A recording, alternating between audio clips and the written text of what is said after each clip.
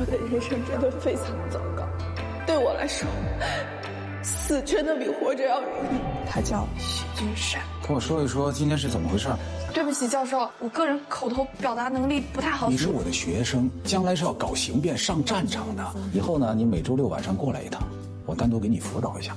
我把他的一切行为都解释成老师对于学生的关爱，可是很快我发现他开始变本加厉。你知道什么叫机会吗？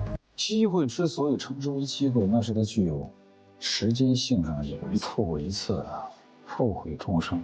我差一点就要以为自己要逃过一劫，没想到我大错特错。你怎么会给我倒这么烫的水啊？让你写个意见，你就这水平啊？找一个初中生来都不一定比你写的差。桑尼尔，我说的是重写，不是修改，你是听不懂我说的话吗？我被确诊为重度精神分裂，走投无路之下，我想找许君山说清楚。你的论文我都看过了，其实没那么差，只要略加雕琢，还是有亮点的。而抓住机会，才能够让你鹤立鸡群，保送名额，签约一所大律所。